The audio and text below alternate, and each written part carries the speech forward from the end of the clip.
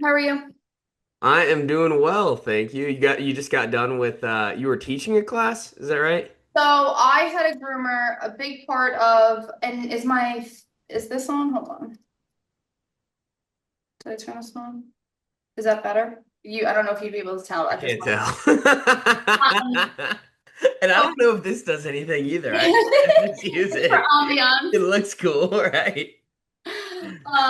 So a big part of how I run my salon is that I always want my groomers to continue their education. Yeah. Not only my groomers, but me too, because I learned quite a bit today. Um, Oh, there you go. So I flew someone who is a groomer in the industry, or a groomer in the industry, someone who is known in the industry. I flew her in today. She actually drove, I'm sorry, from Kentucky. Yeah. And the whole point, and yesterday, her and I did a creative room, which I'm going to post. I asked her, I have a white standard poodle. So Yeah. her and I yesterday, all day from 11 a.m., we got done at 6:30, did a coloring job. Right? And then today, which was she came for the class, she was teaching my groomers things that I don't get to do throughout the day, and Hmm. or I just don't have the refined skill myself. So not only did we learn more technique in the actual idea of cutting or trimming dogs, but you're bathing, you're washing, you're drying. There's so much that goes into grooming that as a client, you don't really know because you don't have to. However, Yeah. groomers, we see it. Right. And so it's Constantly. good to have someone come in, get the experts come in, whether they are flown in or they drive. Either way, they're going to get there one way or another. Yeah. So she came in today and we started our class at 10 a.m. and we didn't Mhm. finish till 6 o'clock. And we truly, Oh my gosh. yeah. It's a long day. But you know what? The day goes so fast because not only are the groomers learning, but we're truly having a great time. And it's Yeah. a great way for groomers to support each other in growing and learning more. And it creates for such a great atmosphere that allows for us to mess up. It allows for us to rebound. It allows for us to support each other in that way. That's fantastic. Also, I realized I haven't done your introduction. This is Shelby Grillo. Yeah, we just I like hopping into conversation. I did that last time, but yes, Shelby Grillo, owner of, is it Grillo? It's Grillo, but if you say it in Italian, it's Grillo, which is, yeah, cricket in So Italian. I got it I got it correctly twice. I'm awesome. But yeah, so you were the owner of Posh Paws LI. And we were just discussing how you had brought in, a groomer to kind of come in and help out the team and everything. But I kind of want to go back. I know you have New York roots, but also North Carolina. So you want to talk a little bit about that? I am one of six kids. I was There's a born, lot of kids. yeah, I'm the third of six, Yeah, three boys, three girls. I was born and then raised on Long Island until I was 16. My father built pro mod race engines for drag racing. that's He had right. his own business. And he went down to North Carolina one time for a race and said, I bought a house, and we all thought he was kidding. So we moved down to North Carolina. At the time, I was 16. Okay. So I finished my last 2 years of high school in the middle of nowhere, North Carolina. What? There's a middle of nowhere, North Carolina? Our neighbor was a cattle farm. Okay. My dad bought 48 acres. He literally never left the property, still doesn't. He has the house that he bought was from an airplane pilot, and he has an airplane hangar on the property that is now his like new shop. That's so cool. And his Well, you gotta buy an airplane so you can fly in the people later on, you right? know, but the funny part was, he had when we moved down there, he bought a field truck, so Mhm. we would put his racing helmets on and drive around, and our heads That's would just awesome. hit the ceiling. But so I finished my last 2 years of high school down there. I went to college down in North Carolina. Yeah. You Um, said it was at Pembroke, is that right? Correct, yeah. Nice.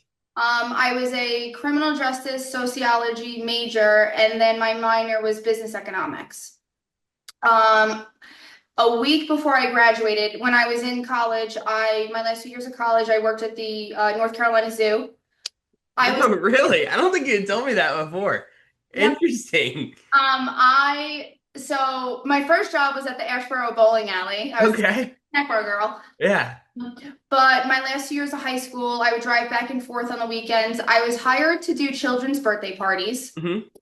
And then I guess they realized that I was capable of more. And then they put me, Probably. I'd say that. That's yeah. knowing what you're doing now. I'd say you're capable of more than that. So then they put me in the education division. And what I would do is go around the park and do educational speeches about the different animals. I started off in giraffes, then I went to polar bears, and then when I finally ended my working Your career with zoo career. Yeah. yeah, at that point when I ended, I was working with reptiles and birds. Interesting. So a week before I graduated college, I had my first car accident. Um, Right. I was on my way to work and my back tires on my Honda Civic lost traction and I wound up rolling my car twice. I hit a ditch, rolled my car twice, and hit a tree. My gosh. I walked to the next week at college graduation, That's crazy. but at that point I decided to take some time off. I wanted to travel. Yeah. It kind of gave you that like life is fleeting, right? And And that's exactly it. So I decided that I don't think I want to do what I had went to college for anymore.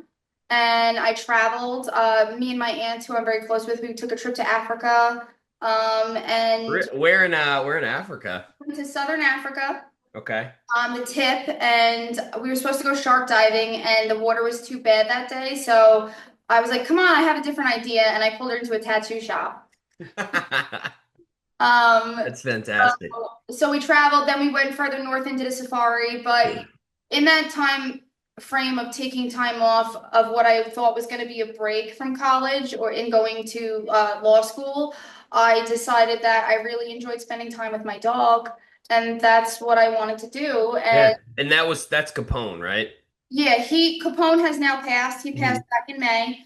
Sorry But to hear that. thank you. He changed the game for me. I Hmm. always thought that I was going to choose a career that would allow me to take time off when I started having a family and kids. Unbeknownst to me, my first child was a dog, and it did change everything for me. It did. Yeah. So That is awesome. It's similar to how I don't know, my parents, I guess the story of how, because I think I told you Cedric, he's the like logo guy for or he's the logo for Wagworks. And so my dad was he works over at it used to be like Wake Forest Baptist, but now it's Atrium. But like adjunct to the school. But he was walking in and he looks and he sees at this place in the hospital when you walk down. No one's supposed to put up posters there, but someone would put up like a Springer Spaniel like get poster thing. out. And my mom is a Springer Spaniel enthusiast, self-proclaimed. So she was like, we saw that, and we have a 13-year-old, and we ended up getting Cedric. And in the same way, I mean, different, of course, he's not my dog, but like, I just have never felt a connection and such happiness and like, without Cedric, I don't think there would have been a Wagworks. Like, I truly don't think, and I think, who knows, but like, I mean, it just, yeah. So, I mean, just similar to you on that sense, it's crazy how like uh, animals that can't really even talk to you have such a positive impact, you know? Yeah, and the idea is that you and I were talking earlier about like taking in information and growing with it and learning from it and where it takes you in life, and dogs do that for you too. They do. Yeah. They Yeah. do. So take me through. I know we talked about because I had Yeska on the podcast. She was fantastic, and you had done a similar thing where you started at was it PetSmart or Petco? Correct. For the sake of not mentioning which one it was, yes, I did start at corporate. I hate both of them.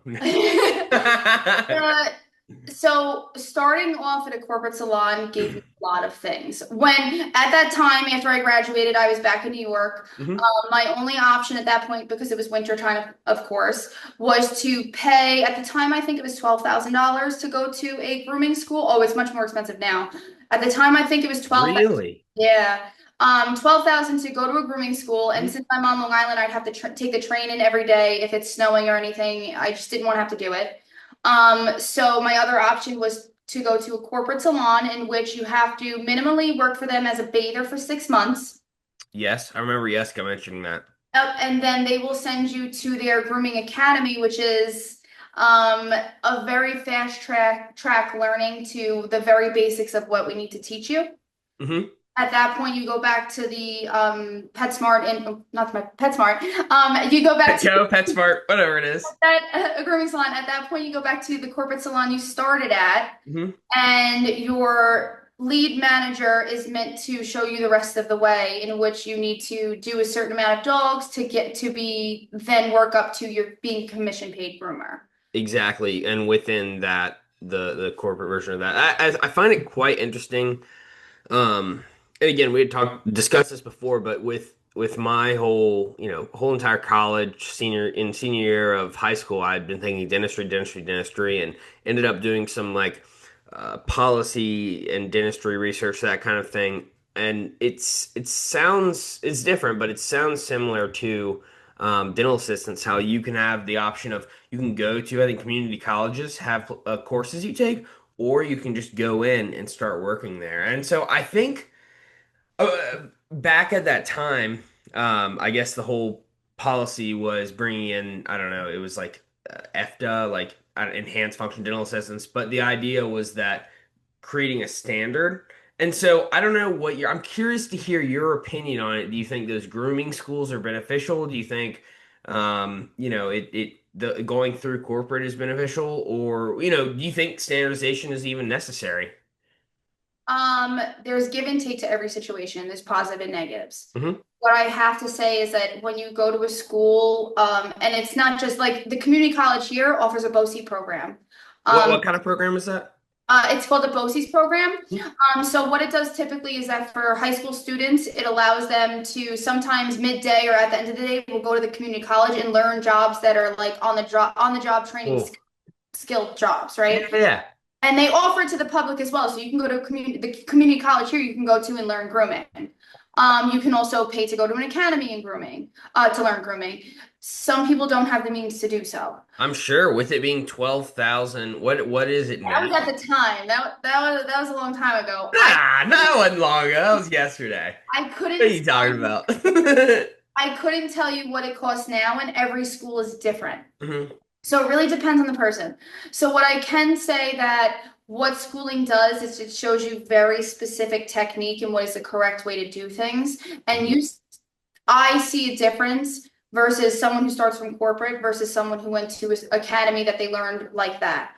I also see a difference in people who found someone in a grooming salon to teach them how to groom. Exactly. There's a lot of different scenarios, like you said, but I mean, I feel like ultimately, speaking on Yeska at least, like I don't think I've talked to like she's just so passionate. I was like, dude, I need to bring my dog to Long Island. Like that was cool to see that, and like I think it's ultimately like the love of learning you have, and I feel like that's something that you've discovered right throughout your career. And so take me to when you first opened the first building for Posh Paws LI. So like what did that look like for you going into that? So when I opened my salon, I didn't intend to, I always had an idea that I was going to eventually own a salon. I genuinely And didn't look at you now. I genuinely didn't think it would be in the time frame in which it was. However, once again, you can't plan sometimes how life turns out. Sure. So I had moved from New York back to North Carolina. Then I moved to upstate New York, which I loved. At the beginning of COVID, I had moved back to Long Island unintentionally, but wound up back at Long Island at the beginning or on Long Island at the beginning of COVID. Sure. And I you were doing grooming this entire time. Yes, yeah. And it's really hard for groomers when they move sometimes to have to say goodbye to their clients that they've fallen in love with. But for me at the time, it just I had to. Yeah. And then there's also like you gotta start an entire new almost business whenever you move, right? Because I feel like everything in the dog industry is truly word of mouth. Like I mean you can Google stuff and you can post on Facebook and go on Nextdoor, but a lot a high majority of my jobs have come from, oh yeah, Richard, okay, he does dog jobs, he did mine. You need that here, let me give you his number. I feel And like that's a big part of that too is that when someone has a pet who obviously can't speak for themselves, when you truly find someone that you connect with and you trust and you value their opinion and value what they're offering, the services they're offering, you want to share that knowledge and saying, hey, this person is great. You should bring your pet to them too. When I came back to Long Island, I had been working for someone else who had never owned a salon Mhm. before. They had owned a dog clothing boutique and Okay. decided to add a salon to it. So I basically opened that salon for them and was managing for them and I took a huge pay cut doing that Oh, really? with the intention of I was going to inevitably buy that salon. Okay.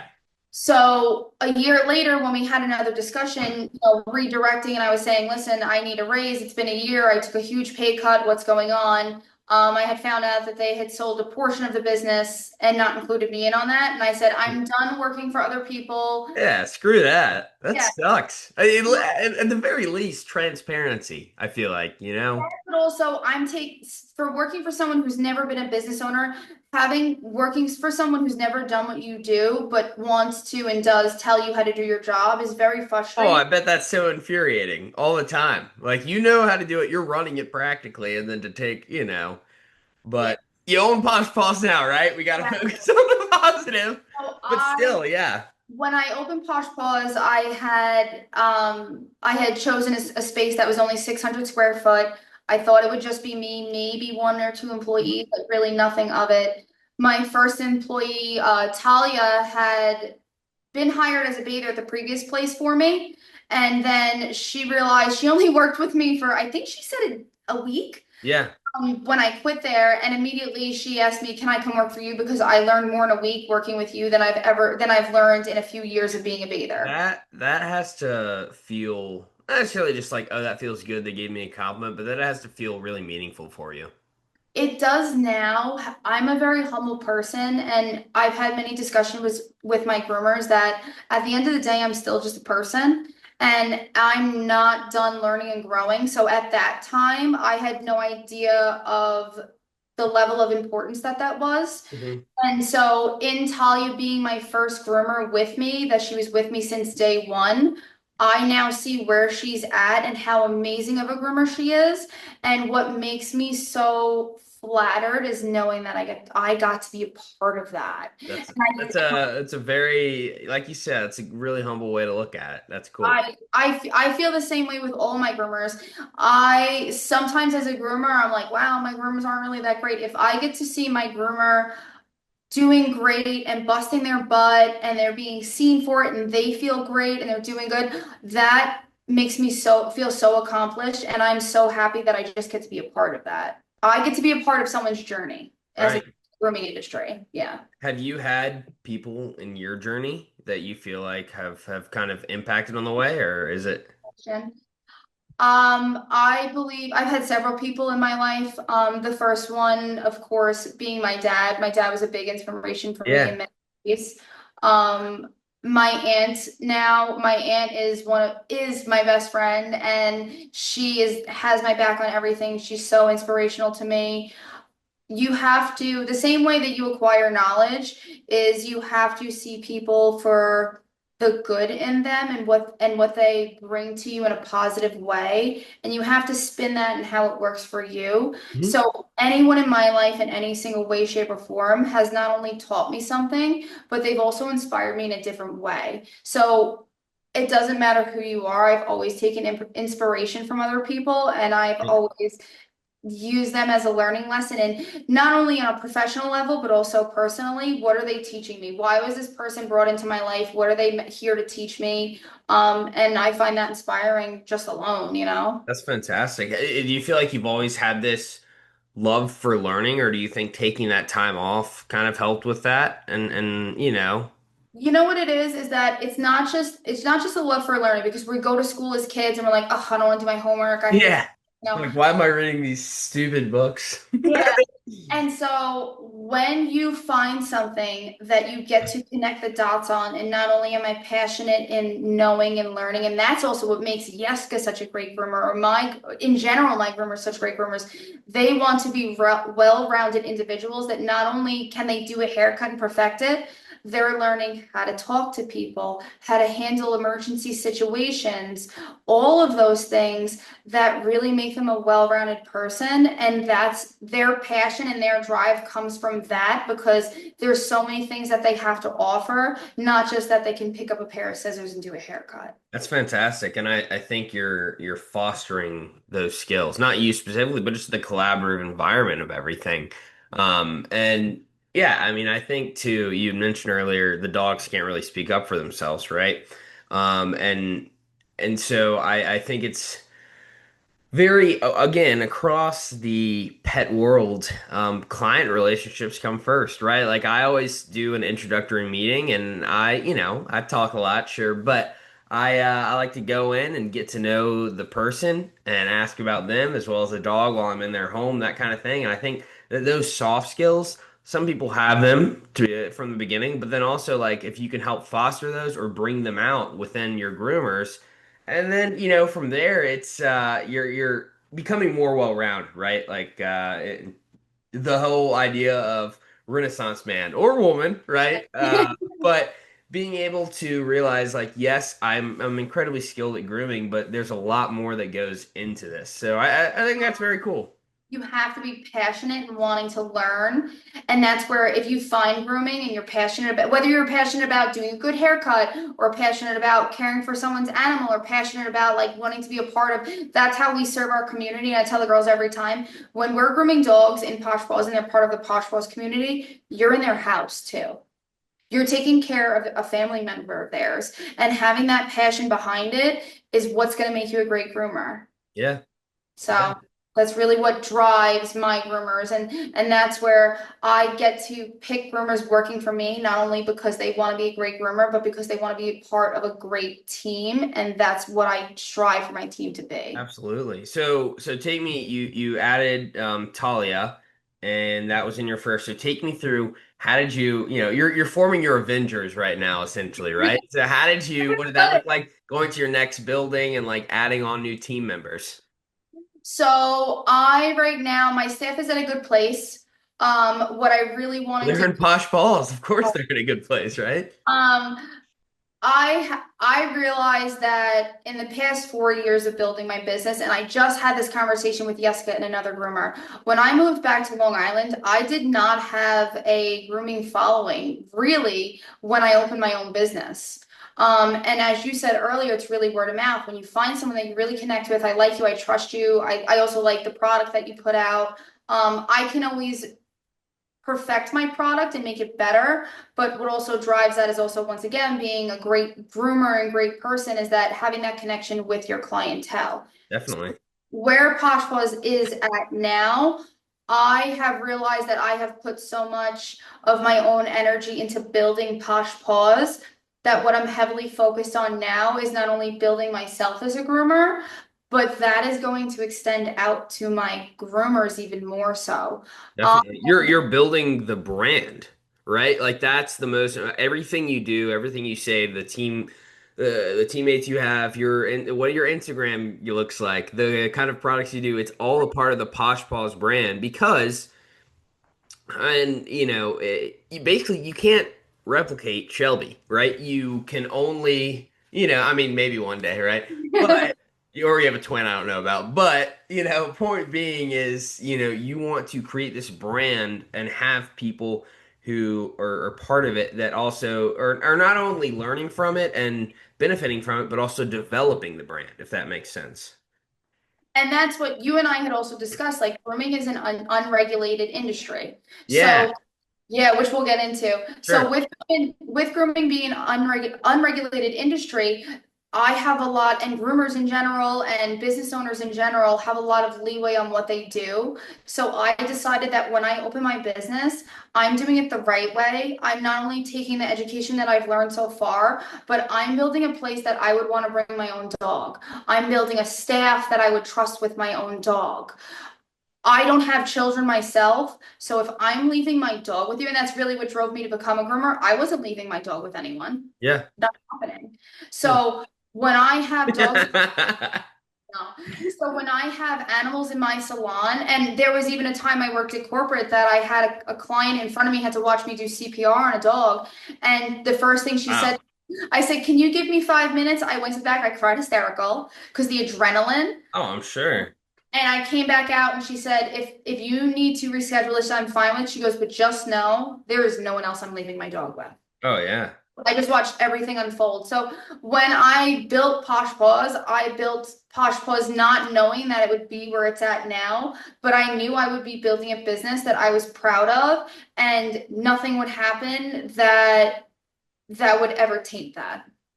That's amazing. I know we've only talked, on the phone and then now, but very proud of what you've done. And it was cool. Again, I'll emphasize having one of your team members come on and before this, and just her experience has been so positive. And I mean, I'm sure she's just a gem in the sense of like she just really, really loves grooming. You know what I mean? But that being said, like, and then kind of seeing how you have on purpose created this environment is cool. Because of my own grooming upbringing, and a lot of groomers experience not as friendly as an environment or a harsher environment. Because it's competitive, it's commission based, right? Especially if you're in corporate, like, am I getting the consistent dogs or? Yeah, and even, even in that discussion, like the clients are different from salon to salon. Mhm. So I knew that if I were to grow Posh Paws and if I were to have more people in this room, and I tell the girls all the time, I spend more days and hours with you than I do with my own family members, then I am going to have an environment that I enjoy being in. Sure, we might get into a scuffle one day, we might disagree on things. I just had a conversation with my receptionist recently. We might have a disagreement. But just like any single relationship in your life, if it's worth it to keep that relationship, then we're going to talk it out and discuss it. We're going Yeah, to have adult conversation. Your feelings matter to me. I know if you want to be here still, we can discuss it. But the fact that I spend the entire day and really week more so with these women, and I have one guy that works for me, with my staff members, we need to have an open line of communication. If something's bothering you, if you don't understand something, any of those, we need to discuss it so we can move past it as opposed to building up animosity. And that's the environment that I don't want to be in an environment that is awkward, that there's tension, everyone works together, everyone just wants to get through the day. And the only thing that matters is everyone's happy, safe, healthy, all the dogs are going home, and that's what really it should be about. definitely. And I think it's the tricky thing to like working with friends is tricky. And so in your case, what I'm assuming is like they came in and they have become your friends, right? And like it's that kind of thing. But like the with the Wagner's Cares philanthropy or like different kind of things, I it's hard because I've had to have a couple tough conversations with friends recently and before, just like we've made this commitment to join certain parts of the conglomerate or whatever, and then things don't pan out, and that's okay, because I think at the end of the day, like that for me at least it's a different scenario because these are people who you have expectations for and stuff like that, but then in that nonprofit space I think it's I need to prioritize the relationship too, and there's a mix of that on both ends, but it's tricky, it really is tricky managing relationships with other people, but it sounds like you've been successful at it. I have talked to not only Talia about this because Talia, who was my first employee, her and I have been through a lot together, a lot of the Yeah, growing pains, and like even we did have, I call it a falling out, but we did have a disagreement in the beginning where we almost ended our friendship and working relationship yeah. over it. She now is engaged to my brother, and she's gonna be. That was a difficult one to manage. That was very difficult to manage. That's funny. But later on in life, and I think I posted a video about it too, me and Jessica have had that discussion. She said to me, she goes, "You're very open to the fact that I could potentially leave one day." And I said, "Listen, I know that you are not done learning, you are not done growing, and you left PetSmart because you've learned and grew as far as you could with them. Okay. Right. I am not privy to the fact that that might happen with here. but we need to have that open line of communication because I want what's best for you in your life. It's your life, you have to live it. And the same here. I'm stuck here. I built Posh Paws, I'm stuck here. But this is the life that I built myself. I just want to see that you're happy and you're growing because at the end of the day, I still got to be a part of that. Exactly. And I think it's a good way to look at it too. And I think nail on the head right there is communication. That's what it truly is all about. Like whether it's with clients, whether it's with team members or other people that you just want to get across what you say. And I think that realizing the importance of that can save a lot of strife down the line. Yeah. You know? So I wanted to switch gears a little bit. A fascinating part of our earlier conversation was talking about regulations or lack thereof with grooming. And so, if you want to jump in a little bit about, because we talked about comparisons to a hair salon and someone running your space, kind of like what does your business model look like and how are you able to find the most effective and I guess profitable model for you and your team?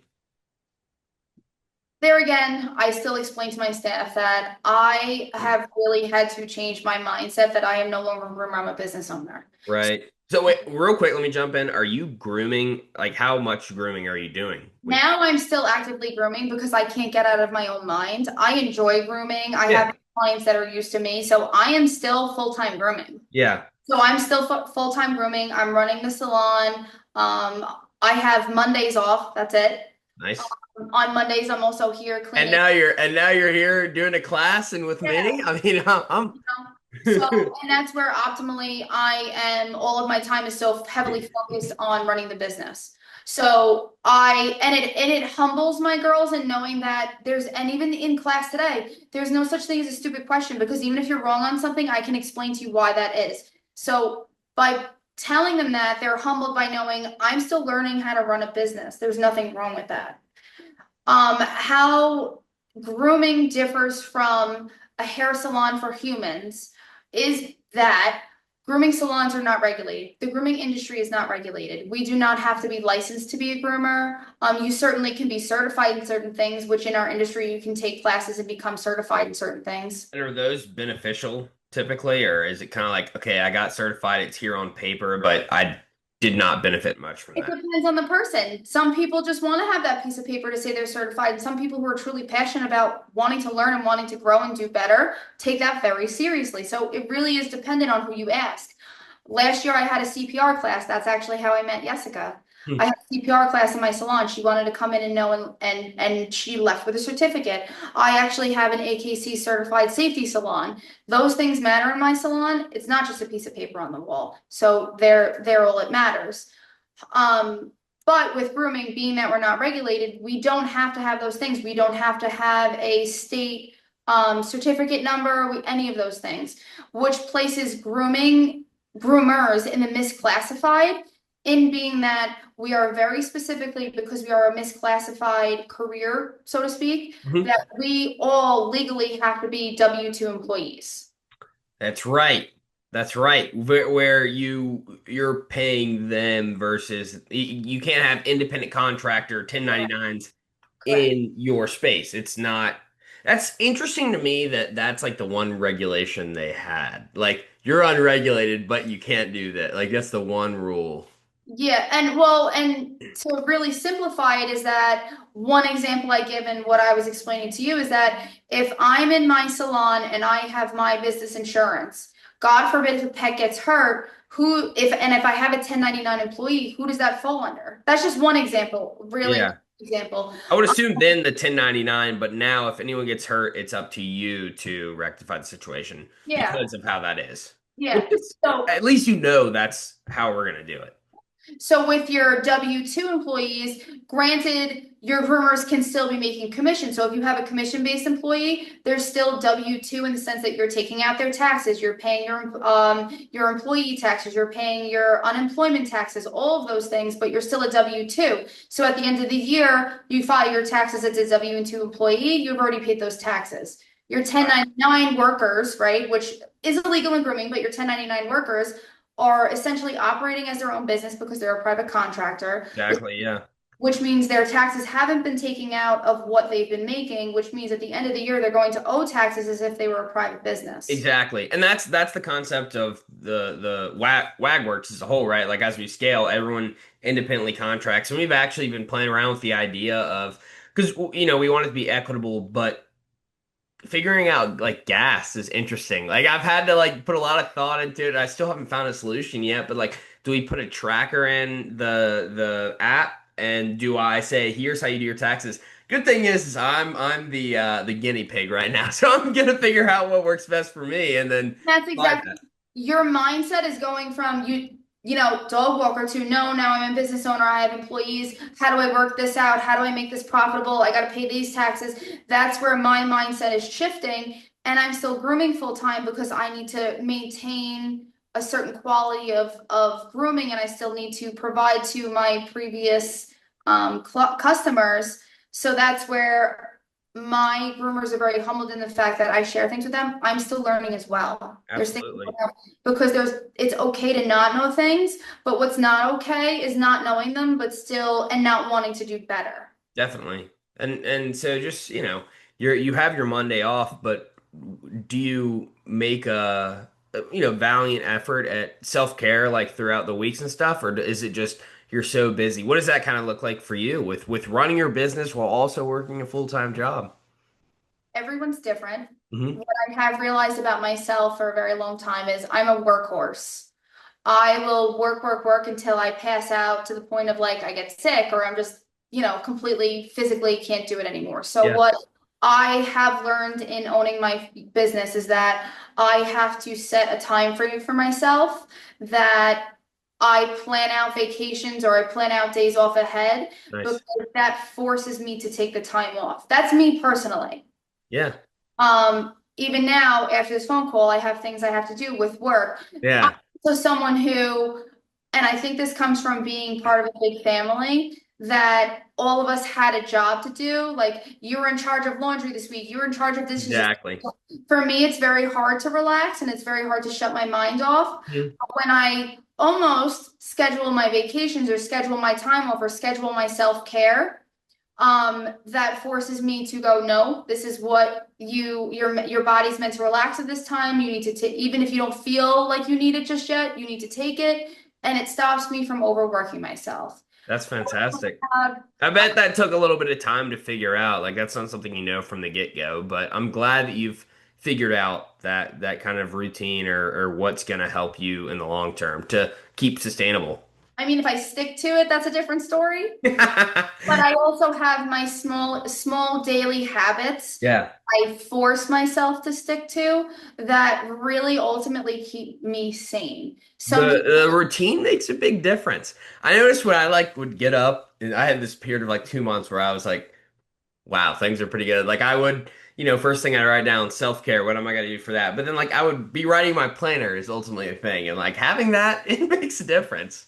what everyone as a person individually, not this doesn't just apply to business owners, this applies to everyone across the board. No matter where you are in life, you have to remember that to have those highs, you also have to have lows. There's no in between. If everyone did the same thing, if you were always doing the same thing, there's no growth there. Life would be boring, you Yeah, know?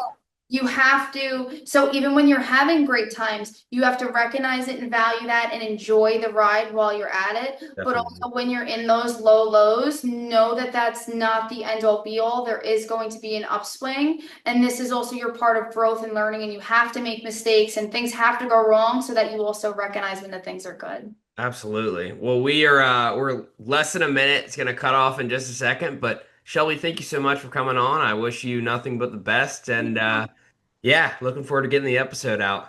Thanks. Have a good one. You too.